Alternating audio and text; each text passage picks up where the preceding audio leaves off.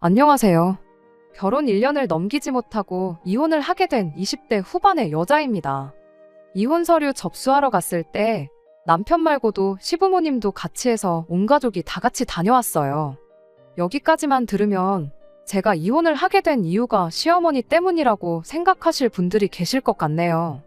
하지만 사실은 전혀 그렇지 않아요. 너네 이혼하는 김에 나도 이혼해야겠다고 시어머니도 같이 이혼 서류 접수하러 따라왔던 거였거든요. 아, 엄밀히 말하면 시어머니 때문에 이혼했다고 봐도 무방하긴 하겠네요. 남편을 언제 만나고 어떻게 만났는지는 중요한 이야기가 아니니까 간단하게 정리하고 생략할게요. 연애 9개월 하고 결혼했고 결혼은 반반 결혼했어요. 정확히 10원 단위까지 절반 나누고 결제할 때마다 네 반 내 반씩 낸 건 아니지만 누가 더 내고 누가 덜 냈다 이야기 안 나올 정도로 합리적으로 반반 결혼했습니다. 결혼 준비하는 동안 아무런 문제가 없었고 뭐 이상한 것도 없었어요. 그런데 결혼식 당일날 무언가 말로 표현할 수 없는 묘한 느낌을 받게 되었어요. 그 느낌은 얼마 지나지 않아서 궁금증으로 바뀌었고요. 결혼식 날에 제가 워낙 긴장을 했던 터라 신부 대기실에서 완전히 얼어붙어 있었어요. 분명히 그때 이분은 누구다, 저분은 누구다 해서 신랑 측 하객분들 소개도 받고 인사도 나누고 그랬었거든요. 그런데 제가 너무 긴장했던 탓인지 저희 친척들이랑 지인들, 친구들 제외하고는 누구랑 인사를 나눴는지 도무지 한 명도 기억을 하지 못했던 거예요.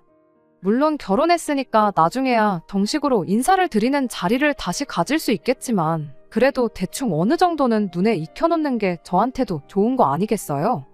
결혼식 내내 자꾸 그 생각하느라 신경이 쓰였는데 생각해보니 식 끝나고 식사하는 동안 한 번 더 인사를 드릴 기회가 있다는 걸 깨달았어요. 원래도 제 직업 특성상 사람 얼굴 기억하는 것 하나만큼은 자신 있는 분야였다 보니 한 번 더 인사드리면 절대 까먹을 일 없겠다 생각했지요. 그렇게 식사 시간에 하객분들 한 분 한 분 찾아가 다시 인사를 드리고 왔어요. 대충 누가 누구인지 얼굴하고 매치시켜서 기억을 딱 해놓았는데 그때서 뭔가 이상하다는 생각이 들었어요. 결혼식에 찾아온 손님분들이 하나같이 다 남편의 시외가 친척들 뿐이었고 남편의 친가 친척분들은 단 한 명도 참석하지 않았거든요. 결혼 전에 시아버지 가족 관계까지는 제가 따로 들은 바가 없었다 보니 왜 친가 친척은 한 명도 안 왔는지 그냥 단순하게 호기심이 생기더라고요. 물론 응당 제가 몰라도 되는 이야기니까 미리 말을 안 했던 걸 테고 알려주지 않아도 그만인 사실이긴 합니다만 또 한편으로는 저도 이제 이 가족의 구성원이 되었는데 무슨 사유가 있는 건지 충분히 알아도 되는 거 아닌가 하는 생각이 들더라고요. 신혼여행 중에 이걸 남편한테 물어볼까 말까 혼자서 고민했어요. 그냥 거리가 멀어서 우연찮게 친척분들 모두가 날짜가 안 맞아서 참석 못했다는 단순한 이유일 수도 있겠지만 최악의 경우에는 아버님의 가족사에 아픈 상처가 있다거나 며느리인 저한테도 말 못할 비밀이 있을 수도 있으니까 제 입장에서는 이걸 물어보는데 최대한 조심해야 할 수밖에 없었습니다. 그런데 아무리 생각해도 제가 먼저 물어보거나 먼저 알려주기 전까지는 절대 제가 알아낼 방법이 없겠더라고요. 뭐 흥신소를 구해서 알아보는 방법도 있었겠지만 제가 뒷조사하는 것도 아니고 남편이나 시부모님이 알게 된다면 그건 그거대로 저한테 좋을 거 하나 없겠다 싶었고요. 결국엔 신혼여행 마지막 날에 남편한테 직접 물어봤어요. 왜 결혼식에 오빠네 친가친척은 한 명도 오질 않았느냐고 말이죠. 아침 드라마에나 나올 법한 그런 가족사 같은 게 있을 줄 알았고 남편도 대답하기 엄청 껄끄러워할 줄 알았는데 막상 제 질문을 받더니 대수롭지 않게 그거? 하면서 대답을 해줬어요. 과거에 어머님하고 친가친척들 사이에 무슨 일이 있었는데 그때부터 친척들하고 시부모님하고 연을 끊고 살게 되었다고요. 남편도 자세한 내용은 몰랐는지 그냥 뭉뚱그려서 연을 끊고 지내고 있다 그렇게만 알고 있었어요. 원래는 한 동네에서 다 같이 모여 살 만큼 사이가 좋았다는데 무슨 일인지는 자기도 워낙 어릴 때 일이라 자세히는 모른다더라고요. 남편 또한 어렴풋한 기억 속에 친척 형하고 친척 누나들하고 친하게 지냈던 기억이 있어서 자기만이라도 따로 만나볼까 했던 시기가 있었는데 시어머니가 워낙에 그쪽 사람들을 보고 싶어 하지 않아 했기에 자기도 그냥 그러다가 말았답니다. 무슨 사건인지는 몰랐지만 어쨌든 그 이야기가 저한테는 나름 대단하게 들렸어요. 우리 시아버지가 엄청 대단한 사랑꾼이구나 싶기도 했지요. 무슨 일이 있었던지 간에 가족이라는 인연을 무자르듯 끊어내는 게 사실 보통 쉬운 일은 아니잖아요. 심지어 남편이 기억도 못할 만큼 어릴 적이라고 하니 못해도 30년은 좋게 되는 세월이었을 텐데 강산이 3번이나 바뀔 시간 동안 어머님 한 분을 위해 가족들을 등지고 살고 있다는 게 참 놀라울 따름이었죠. 아들은 아버지를 닮는다는데 그때까지만 해도 내 남편도 나를 위해 그 정도 희생을 할 수도 있겠구나 싶어서 저도 더는 궁금해하지 않고 좋게 받아들였습니다. 그리고 저도 개인적으로 더는 이 일에 대해 궁금해하지 않겠다고 다짐을 했지요. 그런데 신혼여행 다녀오고 얼마 지나지 않아서 남편도 모르고 있던 그때 당시 사건의 전말을 시어머니 입을 통해 전부 듣게 되었어요. 제가 잘못 생각했던 게 하나 있었는데 아버님이 어머님을 위해 가족과 등지고 살게 되었던 게 어느 정도 맞는 말이긴 했지만 어머님이 당신 시댁 식구들과 그렇게 된 건 순전히 아버님의 잘못이라는 걸 알게 되었습니다. 신혼여행 다녀오고 나서 그 다음 주 주말에 시댁에 인사를 드리러 찾아간 날이었어요. 남편이 눈치도 없이 시부모님한테 제가 친가친척들 일을 엄청 궁금해하더라며 그때 무슨 일이 있었는지 말 좀 해달라고 말을 꺼냈어요. 제가 분명히 더는 궁금해하지 않고 물어보지도 않겠다고 그날 남편한테 말을 했는데 눈치를 보아하니 자기도 왜 친척들하고 등지게 되었는지 궁금했었나 봐요. 그럼 자기가 궁금하다고 하면 되는 걸 왜 굳이 저를 팔아가며 물어보나 싶어서 조금 짜증이 났습니다. 아버님도 난감해하는 표정으로 뭘 그런 걸 굳이 알려고 하냐며 언급도 하기 싫어하는 눈치였는데 시어머니가 니들도 알 건 알아야지 하면서 그때 당시에 있던 일을 이야기해 주셨습니다. 아버님 쪽이 엄청난 대가족이었대요. 아버님은 6남매 중 막내로 위로 큰아버님이 4분 그리고 고모 1명이 있었답니다. 고향집이 시골이었는데 당시 아버님을 제외한 나머지 형제들이 전부 공부에는 그렇게 큰 뜻이 없었다고 해요. 그 덕에 아들에다가 막내이기도 한 아버님이 공부하는 거 관련해서 집안의 지원을 많이 받으셨다더라고요. 그래서 혼자 몸으로 서울까지 올라와 공부를 할 수 있었고 대학교도 졸업하고 직장도 서울에 자리를 구해서 아예 자리를 잡으셨다고 합니다. 어머님하고는 대학교 다닐 때 처음 만나서 그때부터 쭉 인연을 이어오다 결국 결혼까지 하게 되었다고 하고요. 어머님도 대학을 나왔다 보니 원래는 맞벌이를 하기로 하고 결혼 생활을 시작했는데 아버님의 아버지, 그러니까 할아버님이 돌아가시게 되면서 할머님이 건강이 악화가 되셨대요. 그때 할머님이 막내 아들 노래를 불러대는 바람에 아버님이 어머님이랑 상의도 없이 회사고 뭐고 다 때려쳐버리고 본가로 내려가기로 했다더라고요. 아버님이 유일하게 대학물 먹은 집안 막내다 보니 부모님 사랑을 엄청 받으셨던 것 같고 아버님 또한 두 분에 대한 애틋함이 보통이 아니었나 봐요. 아무튼 어떻게 상의조차 해볼 틈도 없이 아버님 혼자 그런 큰 결정을 내리는 바람에 어머님은 선택권이 없었고 결국 아버님 따라서 같이 고향으로 내려가기로 했다더군요. 당시 집안의 장남이던 큰아버님이 집안 사업을 물려받아 이리 확장하고 저리 확장하면서 크게 키우려고 하고 있던 차였는데 어머님 아버님 두 분 다 대학물 먹었다고 거기서 사무직 자리를 줘서 일은 곧바로 할 수 있었답니다. 그런데 그렇게 본가로 내려간 지 얼마 지나지 않아서 어머님은 예상도 못했던 시집살이에 시달리게 되었다고 해요. 신우 시어머니 시집살이보다 힘든 게 동서 시집살이라고들 하잖아요. 신우야 고모님 한 분밖에 안 계셨고 할머님이 아버님을 워낙에 이뻐했으니 어떻게든 견딜 수 있었다지만 큰어머니들은 경우가 달랐나 봐요. 어머님이 대학물 먹었다는 것도 엄청 눈꼴시러웠나 본데 거기에 추가로 자기들은 아픈 시어머니 돌아가면서 모시고 있는데 며느리 중에서도 서열이 제일 아래인 시어머니는 사무직일을 시킨다고 책상머리에 앉아있는 걸 두 눈을 뜨고 볼 수가 없던 거였죠.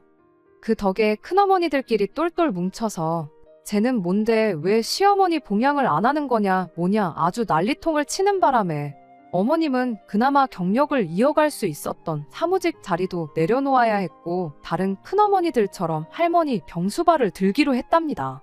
아버님은 어머님이 부당한 대우를 받는 와중에도 말 한마디 시원하게 못해주고 어머님한테 이참에 형수님들하고 친해질 좋은 기회가 아니냐고 했다고 해요. 거기서 큰어머니들하고 친해지기라도 했으면 그나마 나았을 텐데 그럴 리가 없었죠. 어머님한테 혹독한 동서시집살이가 시작된 거예요.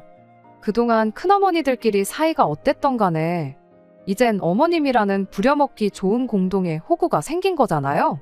그 덕에 넷이서 아주 의기투합을 해서 어머님한테 할머님 병수발을 독박을 씌웠답니다. 어차피 자기들끼리 한통속인데 이유야 아무거나 가져다 붙이면 그게 명분이 되는 거였죠. 여태껏 서울에 떨어져 살면서 며느리돌이 제대로 한번 해본 적이 없으니 앞으로 3년은 어머님 혼자서 할머님 병수발을 들라고 우기기 시작했던 거예요. 말이 3년이지 할머님이 연세도 있고 한데 말인즉슨 돌아가실 때까지 곁에서 수발을 들라고 하는 거였죠. 만에 하나 3년이 지났는데 할머님이 살아계신다 한들 그때는 아마 또 새로운 이유를 찾았을 거라는 거예요. 할머님만 간병하면 다행이었겠지만 그게 아니라 할머님 병수발 드는 짬짬이 어머님한테 자기들 필요한 일을 시키기 시작했답니다. 할머님이 24시간 내내 아픈 게 아니셨기 때문에 괜찮아 보이면 괜찮은 대로 큰어머니 댁 아무데나 끌려가서 집안일도 도와야 했고 그쪽 친정행사까지 끌려가서 온갖가지 일을 했다더라고요.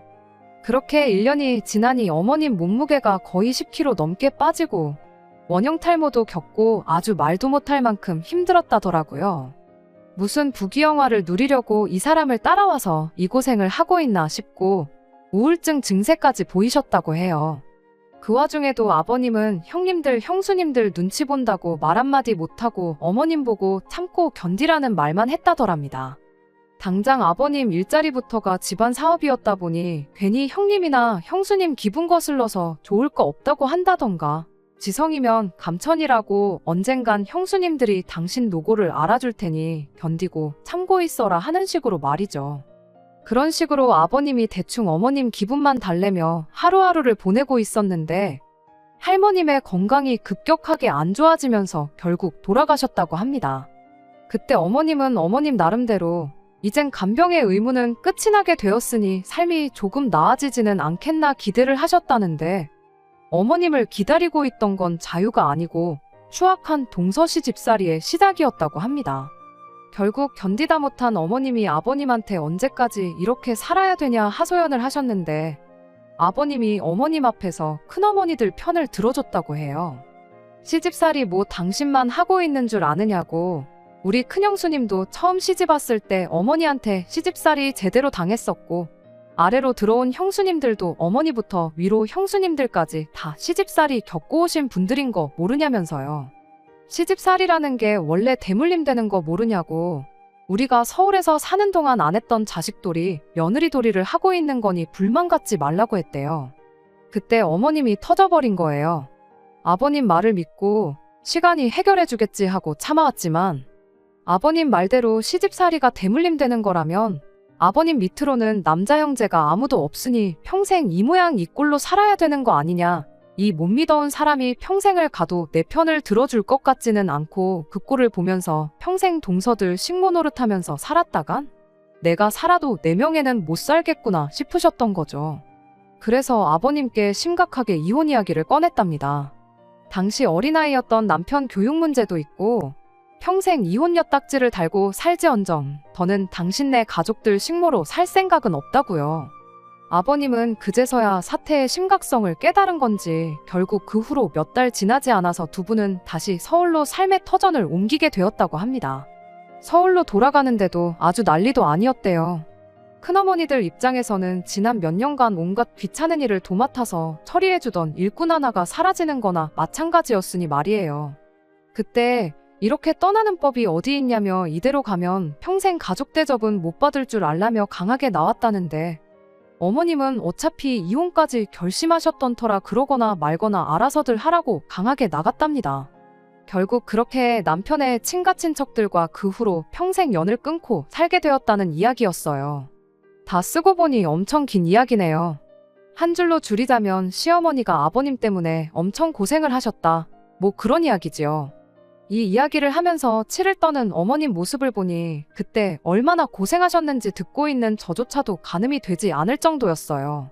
그러나 저러나 어쨌든 시부모님과 큰집 사이에 얽힌 일이 사실상 저랑은 관계가 없는 일이었다 보니 어머님이 엄청 고생하셨구나 그러고 넘어갔습니다. 그런데 이 일 때문에 제가 이혼을 하게 될 줄은, 그리고 시어머니까지 같이 이혼을 결심하실 줄은 생각도 못했어요. 사건의 발단은 저희 결혼하고 나서 두 번째 맞는 명절인 설날의 일이었어요. 추석은 그냥 시부모님 댁에서 조촐하게 넷이 모여서 음식 해먹고 시간 보내다 왔었거든요. 당연히 설날도 똑같이 그럴 줄 알았어요. 그런데 연휴 시작하기 일주일 전쯤 해서 뜬금없이 시아버지한테서 연락을 하나 받게 되었어요. 명절에 따로 무슨 계획이 있는지 물어보시더라고요. 큰 계획은 없었고 집에서 그냥 쉴 계획이라 명절 당일날 아침에 시댁, 저녁에 친정 다녀오려고 한다고 대답했는데 그러지 말고 연휴 동안 다른 약속 잡지 말고 있어보라고 하시더라고요. 어디 좋은데 다녀오려고 하는데 너네도 같이 가자면서요. 시댁 상황이 그렇다 보니 따로 제사도 지내지 않아서 말 그대로 저는 어디 여행이라도 다녀오실 계획인가 싶었어요. 왜 요즘은 명절 연휴 기간에서 여행들 많이 다녀오잖아요. 게다가 시아버지가 먼저 제안을 하셨는데 거기다 대고 싫다고 할 수도 없어서 알겠다고 대답했어요. 여행을 가실 생각이면 여행 계획이라도 대충 미리 세워놓아야 할 것 같아서 어디로 가실 계획이냐 물어봤는데 그건 차차 알려줄 테니 궁금해하지 말라셨는데 그때는 정말 이런 일이 일어날 줄 눈치도 채지 못하고 있었습니다. 남편이 시어머니한테 연락해서 어디 가는 거냐 대충 떠봤는데 어머님도 아버님이 어디 가는지 도통 말을 안 해준다며 전혀 모르는 눈치였어요. 아버님이 알려준 대로 2박 3일치 짐 챙겨서 연휴 시작하는 날 시댁으로 향했어요. 시댁에 도착했는데 현관문에서부터 쩌렁쩌렁 두 분이 티격태격하는 소리가 들리더라고요. 무슨 일인가 싶어서 후다닥 집 안으로 들어갔는데 어머님은 저희가 도착한 건 아랑곳하지도 않고 바닥에 거의 쓰러지다시피 누워서 발을 동동 구르며 내가 거길 왜 가냐고 소리만 지르고 계셨어요. 아버님은 미간에 주름을 잔뜩 만들어서는 인상만 쓰고 한숨만 푹푹 쉬고 있었고요. 어디 좋은데 데려가려고 비밀로 하셨나 싶었는데 아버님이 가려던 곳이 어디 놀러 가려는 게 아니었고 어머님이랑 저희들 데리고 평생 연을 끊고 지냈다던 그 큰 집에 가려던 거였다는 걸 알게 되었습니다. 사실은 그 30년 가까운 세월 동안 아버님이 완전히 큰집 식구들과 따로 연락을 하고 지냈던 거예요. 저희 결혼할 때도 축의금이라고 그쪽 집에서 아버님께 따로 50만 원을 보내줬었다네요. 아버님은 그렇게 큰 돈을 보내주는 걸 보면 형님들도 형수님들도 다시 우리랑 잘 지내보고 싶어서 그러는 것 같은데 옛날 같지 않을 테니까 한번 다녀와 보자고 어머님을 설득하고 계셨죠. 형제가 5이니까 계산해보면 한 집당 꼴랑 10만 원씩 낸 것 같은데 그걸 두고 큰돈이라고 하시는 게 며느리인 제가 듣기에도 어이가 없었어요.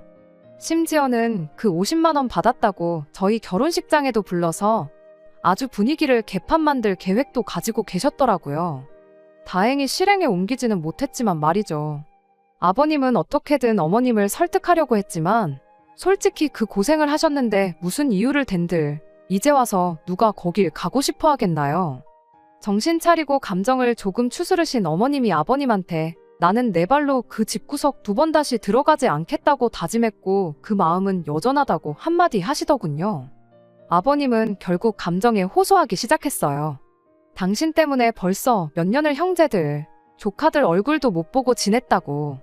나도 가족들하고 한데 어우러져 살고 싶다. 이 정도 했으면 충분히 용서해 줄 때가 되지 않았느냐고 하는데 어머님이 아버님 말을 딱 끊어버리더니 그렇게 쉽게 용서가 되는 일이었으면 그 집구석 찾아가도 내 발로 진작에 찾아갔을 거라고 정 그렇게 가고 싶으면 애들도 데려가지 말고 당신 혼자 내려갔다 오라 말하고 그냥 방으로 들어가 버리셨어요. 들어가면서 저희한테도 행여나 니들만이라도 따라서 다녀올 생각 말라 한마디 하셨고요. 아버님은 방에 들어가신 어머님을 보더니 제가 있는 건 아랑곳하지 않고 험한 욕을 섞어 쓰시면서 혼자 밖으로 나가버리시더라고요. 거기에 저희가 더 있어봤자 뭐 나아질 건 없는 것 같고 분위기도 그래서 결국 그 길로 저희는 저희대로 집으로 돌아왔습니다. 어머님, 아버님 문제가 저희한테까지 번질 거라고는 생각도 못했는데 집으로 돌아가는 차 안에서 일이 터지고야 말았네요. 남편이 말 한마디 없이 운전만 하고 있었어요. 그걸 보니 부모님 싸우는 걸 본 남편도 속도 속이 아니겠구나 싶어서 저도 딱히 아무 말 하지 않고 창문밖만 쳐다보고 있었죠. 그런데 남편이 난데없이 저한테 화를 내기 시작했어요. 너는 며느리가 돼서 어떻게 거기서 말 한마디 안 하고 있을 수 있냐면서 짜증을 내더라고요. 남편이 무슨 소리를 하는 건가 싶었죠. 부부싸움은 칼로 물베기라는데 심지어 시부모님이 싸우고 있는데 내가 거기서 무슨 말을 했어야 했냐고 되물었지요. 그리고 내가 며느리인 게 거기서 또 무슨 상관이냐고요. 제 물음에 돌아온 남편의 대답이 아주 가관이었습니다. 제가 거기서 어머님한테 걱정하지 마시라고 설득을 했어야 한다는 거예요. 내가 무슨 수로 설득을 하느냐 했더니 그 집에서 무슨 일을 시키건 간에 어머님 대신에 제가 다 할 테니 어머님은 눈치도 보지 마시고 아무 일도 하지 말고 며느리만 믿고 가만히 계시기만 하면 되는 거다 이렇게 말을 했어야 한다네요. 당최 무슨 소리를 하는 건지 이해가 안 돼서 뭔 소리냐고 똑바로 좀 말해보라고 다시 물었어요. 남편은 당당하게 생각해보라고. 벌써 30년 가까이 지난 일이다. 어머니한테 시집살이 시키던 큰어머니들도 전부 다 며느리들을 봤을 텐데 며느리 부려먹으면 되지 어머니한테 일을 시키겠냐고요. 행여나 무슨 일을 시킨다 하더라도 어머님도 며느리인 제가 있으니 저한테 시키면 다 해결되는 일인데 어머니가 시집살이 때문에 고생했던 게 있으니 너한테 무슨 일을 시키기는 뭐 할 것 아니냐고. 그러니까 그 전에 제가 나서서 어머님한테 일은 제가 할 테니 가서 편히 쉬다 오실 생각만 하시면 된다 하고 걱정을 없애드렸어야 한다는 겁니다. 제가 남편한테 지금 제정신으로 하는 소리냐고 했어요. 어머님 말 맞다나 아버님이 그때 당시에 시집살이는 대물림 되는 거라고 했던 말이랑 다르게 뭐가 있느냐고 따져 물었죠. 그랬더니 그때랑 지금이랑 같냐고. 시대가 달라졌는데 어머니가 당했던 것처럼 너한테 뭐 혹독한 일이라도 시킬까봐 그러냐. 그리고 만에 하나 너한테 일을 시킨다고 한들 어머니처럼 몇 년을 시키는 게 아니고 고작 2박 3일 하고 오는 건데 그게 그렇게 힘든 일이냐고 입에 개거품을 물더라고요. 제가 사람을 잘못 봐도 한참 잘못 봤어요. 자초지종을 모르고 아버님이 어머님을 위해서 가족들과 연을 끊었다는 사실을 알게 되었을 때 남편도 아버님을 보고 배워서 배우자를 위해선 가족과도 연을 끊을 만큼 어려운 결단을 내릴 줄 아는 사람이겠다고 생각했는데 그게 아니고 닮아선 안 될 부분만 쏙 골라서 닮은 거였어요. 이대로는 집에 가서도 똑같은 이유로 대판 싸울 것 같아서 남편한테 그 길로 차 돌려서 다시 시댁으로 가자고 했습니다. 이유는 말 안 해줬는데 남편 표정이 한층 밝아진 게 제가 시댁에 다시 가자고 한 게 시집이비를 가리려고 하는 게 아니라 자기가 말한 대로 어머님 설득해서 큰 집에 모시고 가려고 하는 거라 생각했었나 봐요. 저는 열받아서 말 한마디 나오질 않는데 남편은 뭐가 그렇게 신이 난 건지 콧노래까지 흥얼거리면서 운전을 하고 있더라고요. 그래, 어디 한번 집에 가서도 콧노래가 나오는지 한번 두고 보자 했어요. 결국 그렇게 시댁에 다시 도착했습니다. 저희 나갈 때만 해도 집 밖을 뛰쳐나가셨던 아버님이 다시 들어오신 건지 또 현관문 앞에서부터 요란한 게 두 분이 저희 집에 가고 나서 같은 일을 가지고 2차전을 하고 계신다는 걸 알 수 있었습니다. 남편은 이 상황을 해결할 구세주라도 된 것 마냥 당당하게 현관문을 열었어요. 어머님도 아버님도 다투던 걸 멈추고 니들이 여기는 왜 다시 또 왔냐는 표정으로 저희를 쳐다보셨고요. 남편은 의기양양하게 엄마 아빠 여기 며느리가 할 말이 있대요 하면서 저를 두 분 앞으로 떠밀었어요. 남편은 그때까지도 자기가 했던 말대로 제가 시어머니한테 시집살이는 제가 어머님 대신 총알바디가 돼서 전부 받아내줄 테니 안심하시라는 말을 꺼낼 줄 알았나 봐요. 하지만 제가 미치지 않고서야 거기서 그런 말을 꺼낼 이유가 없었어요. 남편이 원하는 소리를 해주는 대신 어머님한테 어머님 아들이 차 안에서 나한테 이렇게 말했다고 토시 하나 빼먹지 않고 그대로 설명드렸습니다. 이 사건의 원흉이나 마찬가지인 아버님도 당신 아들이 얼마나 멍청한 소리를 했다는 걸 아시는지 아무 말도 못하고 어이없다는 표정만 짓고 계셨어요. 어머님은 이야기를 듣더니 아주 자식이나 아비나 둘 다 똑같은 놈들이라고 이 집구석 남자들은 왜 저 모양 저 꼴이냐며 아주 분통이 터진다고 하시며 가슴을 다 부여잡더라고요. 그리고 어머님의 화살은 다시 아버님한테 향했어요. 그때 당시 생각해보라고 어머님 병수발 들고 당신 형수님들 집에서 개같이 부려먹힐 때 당신이 한 게 뭐가 있냐고요. 개고생은 나 혼자만 했지. 당신은 당한 게 하나도 없으니 이제 와서 다시 가족이네 어쩌네 하면서 사이좋게 지내고 싶다는 소리가 나오는 거 아니겠냐고. 그게 아니고 그때 그냥 같이 서울로 올라오는 게 아니고 아예 이혼을 해서 당신은 거기다 버려두고 왔었어야 했다. 그럼 적어도 아들 자식이 지 아비랑 똑같이 자기는 아무것도 할 생각이 없으면서 마누라 팔아먹고 떡이나 먹으려는 그런 사상을 갖고 자라게 두지는 않았을 거 아니겠냐고 하면서 한탄을 하시더라고요. 그러더니 제 손을 붙잡고서는 저한테 미안하다고, 내 아들이 이딴 자식인 줄 알았으면 아예 결혼한다고 했을 때 반대를 했었을 거라며 몇 번을 저한테 사과를 하시더라고요. 그럴 게 아니고 나는 지금 당장 이혼을 해야겠으니 이혼 전문 변호사부터 알아보러 가자고 제 손을 잡아 끄셨어요. 자기 이혼하는 김에 너도 상담이라도 한번 받아보라면서 말이죠. 어머님 감정이 너무 격양되어 있는 것 같아 거기선 제가 어머님을 말렸습니다. 어머님한테 변호사들도 명절에는 쉬지 않겠느냐고, 변호사는 명절 끝나고 알아보러 가자고 하고 말이에요. 어머님도 제 말 듣고 한 발 물러나시더니 두 남자들한테 한마디 하셨습니다. 두 사람 다 꼴도 보기 싫으니까 당장 나가라고요. 어디 딴 데 가지 말고 이 길로 차 끌고 큰 집에서 2박 3일 동안 머리나 식히고 오라고. 어디 딴 길로 샜다가 걸리면 그 길로 평생 내 얼굴 못 보고 사는 줄 알라고 강하게 나오셨어요. 결국 남편하고 아버님만 둘이서 큰 집으로 출발하게 되었습니다. 저는 저대로 그냥 집에 돌아갈까도 했지만 두 사람 출발하고도 어머님이 손을 계속 바들바들 떨고 계실 만큼 혈압이 올라가 있는 것처럼 보여서 그냥 시댁에 머물렀어요. 늦은 낮잠을 주무시고 그날 저녁이 돼서 어머님이 저를 부르셨어요. 그리고 거기서 둘이 진솔한 이야기를 나누었습니다. 어머님은 저한테 자꾸만 미안하다고 하셨어요. 방에서 혼자 몇 번을 생각해봤는데 아버님이 30년 동안 어머님을 속이고 가족들하고 계속 연락을 해왔던 것부터 이유가 뭐였던 간에 며느리 받자마자 어머님이 저한테 시집살이를 시키게 만들 계획을 가지고 있던 것부터 뭐 하나 용서가 되는 게 없다고. 앞으로 아버님을 남편으로 보고 살 이유도 없는 것 같아 진짜로 이혼을 해야겠다고 하셨습니다. 그리고 아무리 생각해도 제가 그걸 못하게 할 권리는 없다는 생각이 들었어요. 결국 저는 어머님한테 어머님 뜻이 그러시다면 그렇게 하시는 게 맞다고 대답을 했어요. 그런데 막상 대답을 그렇게 하니 저도 생각이 많아지더라고요.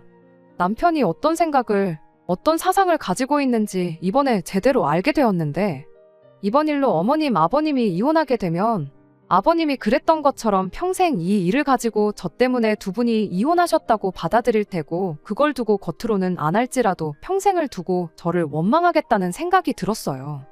이틀 밤낮을 과연 제가 그걸 감당하면서 살 수 있을까 고민을 했습니다.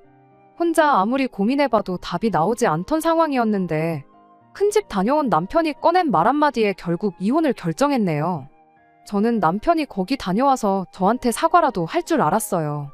그런데 오히려 기고만장해서 돌아왔습니다.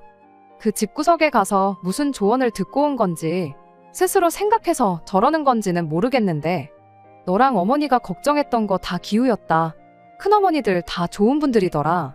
과거에 있던 일들은 이미 다 용서했으니 악감정 하나 남아있는 게 없으시다고 다음 추석에는 꼭 보자고 하시더라. 그러니까 다음 추석에는 꼭 어머니도 모시고 넷이서 같이 다녀오자. 이딴 소리를 하더라고요. 다른 건 몰라도 남편은 어떻게 아들이 돼서 그 집 구석 다녀오고 나서 큰어머니들이 어머니를 용서했다더라 하는 말을 꺼낼 수 있는가 싶었어요. 아무리 생각해도 용서는 어머님이 그분들을 해드리는 게 맞는 건데 말이에요. 그때 확신했어요.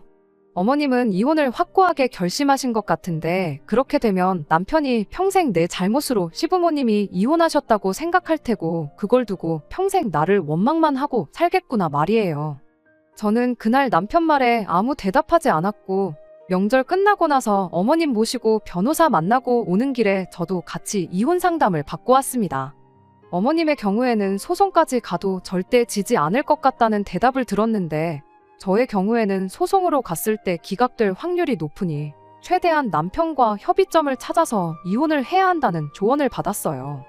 결국 남편과 협의점을 찾는 데까지 시간이 걸리게 되어서 얼마 전에야 겨우 이혼 서류를 제출할 수 있었습니다.